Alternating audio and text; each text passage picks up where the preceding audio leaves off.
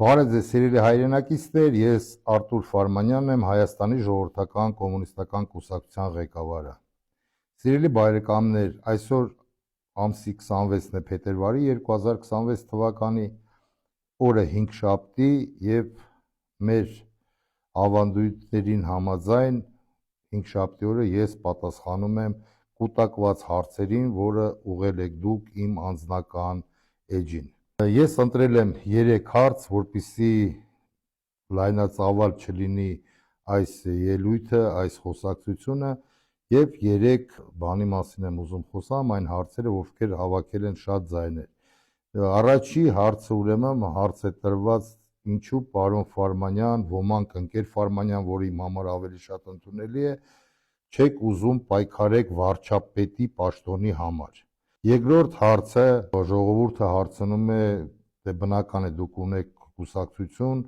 դուք ունեք ծրագիր, միգուցե մի քանի հատված ձեր ծրագրից ներկայացնեք հանրությանը, մեծ սիրով կներկայացնեմ, բայց նախորդ ասեմ, ոչ բոլորի դուրը կգա այդ ծրագրի հատվածները։ Եվ երրորդ հարցը, ցավալի հարցը, ինչպես եմ ես վերաբերվում, որ փակցված նկարները մեր դպրոցներից սկսել են հանել։ Ուրեմն հերթով ասեմ, սիրելի բարեկամներ, ինչու համար ես հայտարարել եմ, որ ես չեմ պայքարելու եւ չեմ տեսնում ինձ վարչապետի պաշտոնին։ Ունեմ հստակ հասկացողություն, ի տարբերություն շատերի քաղաքական դաշտում, որ Հայաստանի Հանրապետության վարչապետի պաշտոնը պետք է ստանձնի մարդ, որը լավ է ճանաչում Հայաստանի Հանրապետությունը։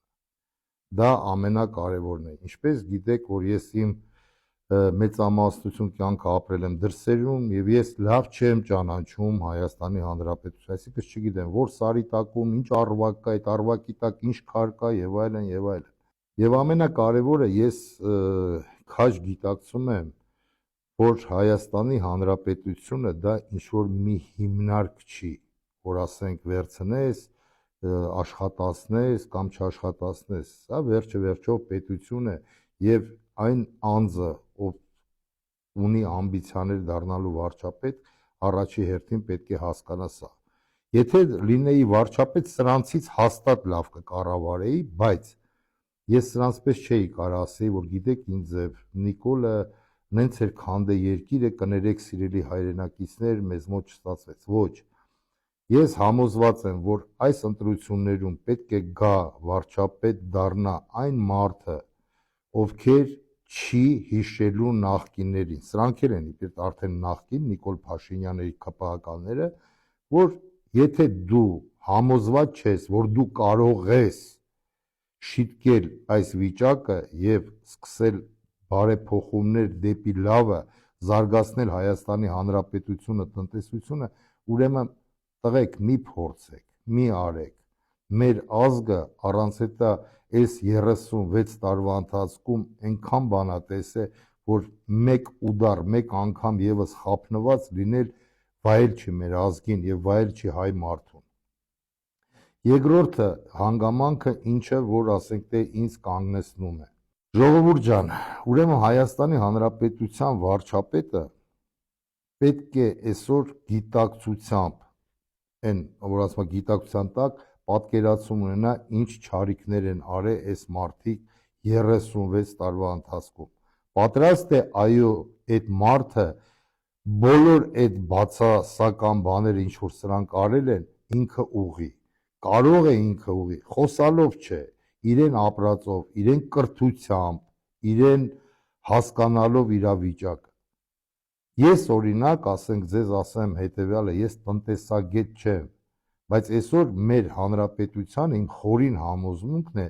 որ պետությունը Հայաստանի Հանրապետության պետք է լինի ագրարնի, ագրարական պետություն, այսինքն անասնաբուծությունը, գյուղատնտեսությունը դա պետք է լինի զարգացած, պետք է վերականգնվի գյուղնախարարությունը։ Ես տենց պատկերացնում եմ, բայց ես չգիտեմ ինչպես է այդ ամեն ինչը կատարվում, հասկանում եք, տեղ պետք են մասնագետներ։ Շատերը կարող են ասել, դուք դարձեք վարչապետ, ձեր տեղակալները կամ ինչ, ոչ։ Եթե ուզում ես գործդ լավ լինի, դու պետք է անես դու, եւ ես այդ վառ օրինակը իմ համար կա, նախկին խորհրդային տարիներին միշտ օրինակը բերում եմ հիանալի մարդուն Անտոն Բրիլյանտովիչը, որովհետեւ ժողովուրդը ազգ այդ մարդուն համեմատել է Բրիլյանտի հետ, Անտոն Քոչինյանի մասին է խոսքը, որ մարդը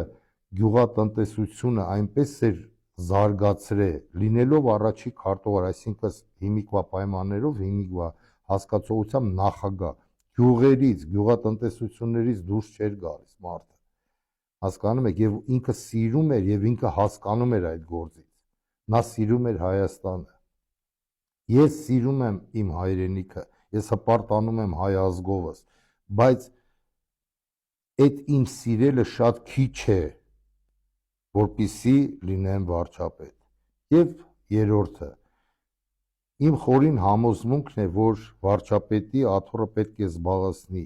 կիրթ, շատ կիրթ, չերես-չուր, սահմաններից բարձր կիրթ ազնվորություն, տնտեսագետ եւ երիտասարդ։ Քանի որ կյանքը փոխվել է, կյանքը գնում է առաջ, պետք է այս հիմիկվա կյանքի կրիտերիաներին այդ մարդը համապատասխանի։ Ես համոզված եմ դրանում եւ կարծում եմ, որ մեր ազգի մեջ կգտնվեն այդ ազնիվ երիտասարդ մարդիկ։ Դա ինչ վերաբերվում է վարչապետի պաշտոնին։ Երկրորդ հարցը, որը որ բարձրաձայնեցի, ինչ որ մի բան մեր ծրագրերից։ Իմ պատկերացումը ես ոնց եմ պատկերացնում կառուցումը Հայաստանի Հանրապետության։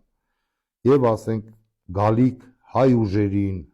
հայամետ հայացքներ ունեցող վարչապետին խորհուրդ կտայի անել հետևյալը. առաջինը սահմանադրությունով փոփոխություն անել հետևյալ հոդվածը. ցմահ բանտարկությունը փոխել մահապատիժի հետ, ասում էի, չէ, միգուցե բոլորի դուրը չգա,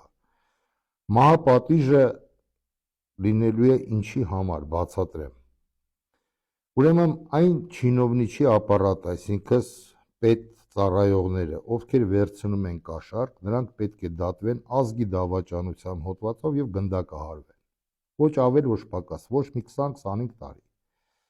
պետական գողությունով զբաղվողները պետք է գնդակահարվեն, ցմահ բանտարկություն պետք չի, այդ մարդիկ եթե քանդում են սեփական պետությունը, դրանց դզելը անհնարին բան է, կրթությունը, բժշկությունը եւ զինվորականներին հավասարցնել նույն ստատուսի տակ եւ տրամադրել բարձր աշխատավարձ, որտեղ ես խորհուրդ կտամ եւ կասեմ, որտեղից այդ միջոցները հայթայթ են։ Երրորդը, հիմա սարսափելին եմ ասում, պետականացնել բոլոր այն հիմնարկները, ինչը եղել են խորհրդային միության ժամանակ, պետականացնել վիոլա ջուրը, կոնյակի գործարանը, հոսանքները եւ այլն, անչափ շատ են։ Այն գործարանները, ովքեր որ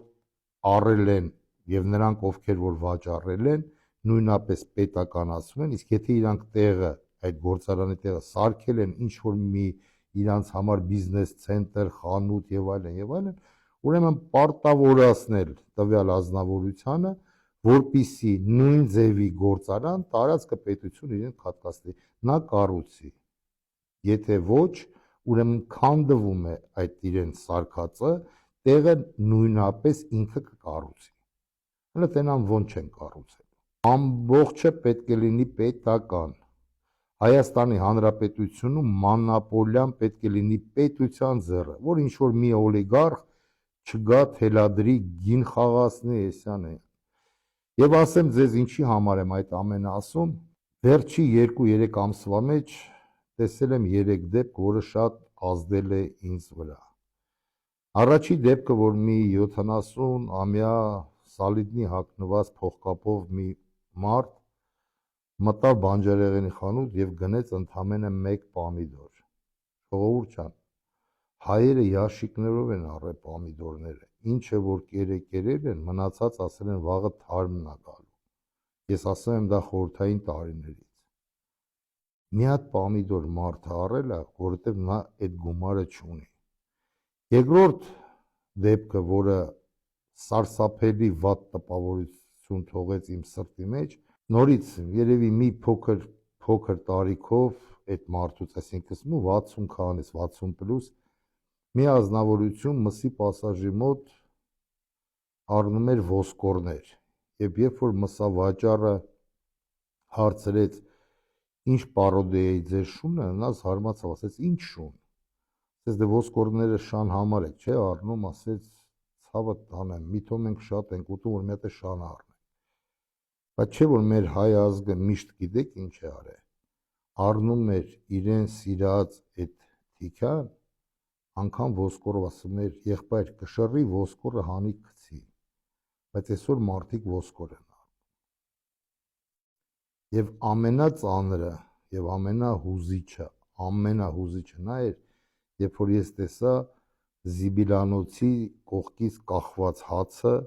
եւ ոնց էին երկու կին իրար հետ վիճում, թե այդ հացը ումն է։ Ահա իրականությունը, որը որ կա այսօր Հայաստանի Հանրապետությունում։ Եվ ապագա վարչապետը, ապագա հայ ուժերը պետք է այս ամենին ուշադրություն դարձնեն, քանի որ մեր ազգին դա վայել բան չէ, վստահեցնում եմ ձեզ։ Ժողովուրդ ջան, ինձ համար, օրինակ, սա էլ ասեմ ձեզ, ես անդիմադիր եմ բոլոր այն ուժերին, ովքեր անգամ բարև են տվել թե նախկիններին, թե ներկաներին։ Քաղաքական ուժը, քաղաքական կուսակցությունը կամ կապ չունի նախաձեռնությունը, ինչ ուզում լինի, այն մարդիկ, ովքեր ձեռքով բարև են տվել նախկիններին կամ ներկաներին, այդ մարդիկ ինձ համար անընդունելի են։ Դա իմ համար շատ կարևոր է։ Ես ընդդիմադիր եմ բոլոր այդ ուժերին։ Եվ ես ինչպես պայքարելու եմ նիկոլական ռեժիմի դեմ, այդպես ես պայքարելու եմ այդպիսի ընդդիմադիրների դեմ, քանի որ հիմքերը ես ունեմ։ Եվ վերջում, վերջի հարցը, ներողություն, մեր հերոսների անկյունը, որը որ գտնվում են նկարները դպրոցներում։ Ունեմ տեսահոլովակներ մի քանի տնօրենների եւ հստակ ինֆորմացիա ունեմ, որ դպրոցում, որ տնօրենը ինչ հրահանգներ է տալիս։ Բայց այսօր չեմ ուզում հնչեն այդ անուն ազգանունները, հույսով եմ իրանք կլսեն այսօրվա իմ ուղերձը եւ իրենք կվերանայեն իրենց հայացքները։ Այս հարցին շատ իրեն մաներայի մեջ անդրադարձել է ԴՕԿ կուսակցության պատվավոր նախագահ պարոն Վարդան Ղուկասյանը։ Ինչ եմ կարող ասել, ես ամբողջովին, տեսեք ինչ եմ ասում, ես չեմ ցիտի պարոն Վարդան Ղուկասյանին, բայց ես ամբողջովին համաձայն եմ այդ մարդու ասածի հետ, անգամ ոչ նորմատիվնի լեքսիկայի հետ, քանի որ հարցը վերաբերվում է մեր հերոսներին, մեր ազգի սերունդներին, այն մարդկանց, ովքեր հանուն մեր հանրապետությանը, հանուն մեր երկրի, հանուն մեր ազգի, հանուն մեզ բոլորիս զոհաբերել են իրենց կյանքերը։ Հիմա իմ կողմից, բայց կուլտուրական, կոմունիստական ոճով դիմում եմ մեր դասատուներին եւ մանկավարժներին, ցավոք սրտի այսօր Հայաստանի Հանրապետության մեջ ես կիսում եմ այդ երկու բառերը, դասատուները ավելի շատ են, քան մանկավարժերը, մանկավարժը դա բարձր մի հոգևորական աշխարհ է երեխայի համար։ Ուրեմն հարգելի ուսուցիչներ, հարգելի դպրոցի տնօրեններ,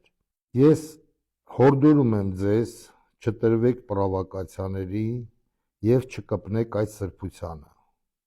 Մի տնօրեն ասում է պատը պուճուր է, պատը պուճուր չի։ Ձեր հայացքներն են նեղ, պարոն տնօրեն։ Դա մեկ։ Երկրորդը, հորդորում եմ ձեզ չմտնեք կեղտոտ խաղերի մեջ։ Դպրոցը եւ ընդհանրապես պետական հաստատությունները,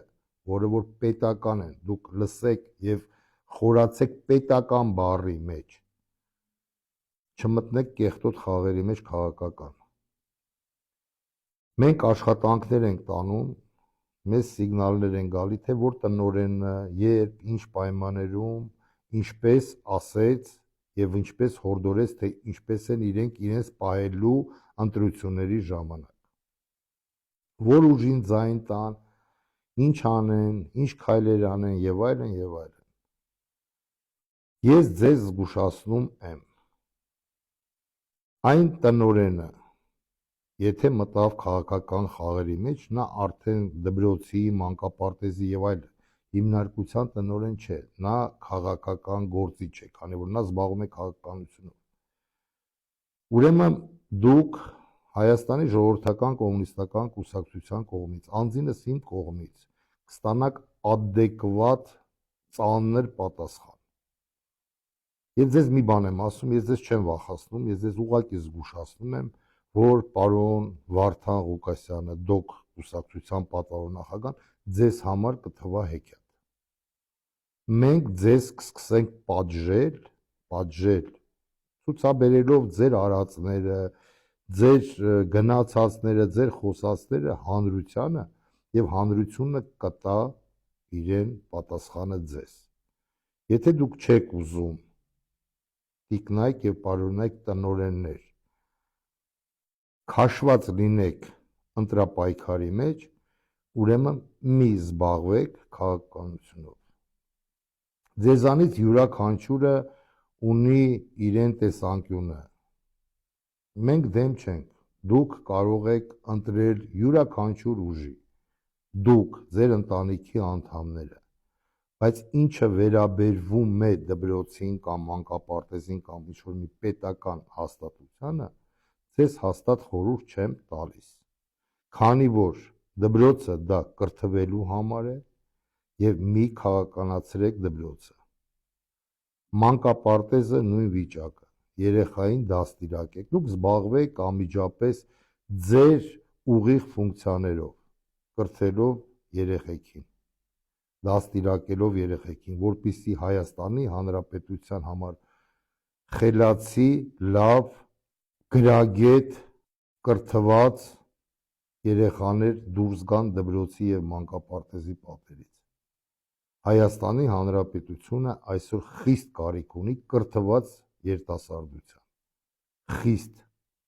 Գրեթե այսքանը, սիրելի հայրենակիցներ, ինչի մասին ուզում էի խոսեի, իսկ ինչ վերաբերում է հերոսների նկարներին, մենք մեզ մոտ արձանագրում ենք այդ դպրոցները, ինչ ուզում եք արեք, ոնց ուզում եք արեք, հանկարծ այդ նկարներին չկպնեք։ Տեսեք, մենք խոսում ենք adekvat, առանց վիրավորելու, առանց անուն տալու, բայց ես ձեզ ասում եմ, այդ երեխեքին, այդ տղաների, մեր հերոսների նկարներին կպնողը կպնում է իմ ազգի սրբությանը, իսկ իմ սրբությանը կպնողին չեմ ցանկանա, որ դուք տեսնեք ինչ ձև կվարվեմ ես։ Հույսով եմ, պարոնայք եւ տիկնայք, դուք ինձ լսեցիք։ Մի թողեք, որպեսզի Հայաստանի ժողովրդական կոմունիստական կուսակցությունը եւ Արթուր Ֆարմանյանը խախտի կարմիր գծերը եւ հրաժարվի իրեն պրինցիպներից։ Ես ձեզ ուղղակի խնդրում եմ, մի արեք, դուք զբաղվեք ձեր գործով, դաստիարակեք, զբաղվեք մեր երեխաներով, քանի որ մեր երիտասարդությունը, մեր երեխաները դա ապագան է Հայաստանի Հանրապետության։ Ժողովուրդ ջան, ձեր հարցերին, չգիտեմ, որքանով կարողացա պատասխանեի, բայց այսքանը։ Գեցե Հայաստանից Հանրապետությունը, գեցե հայ ազգս, գեցե հայկական սփյուռքը, գեցե ջավախկահայությունս, գեցե Արցախահայությունս,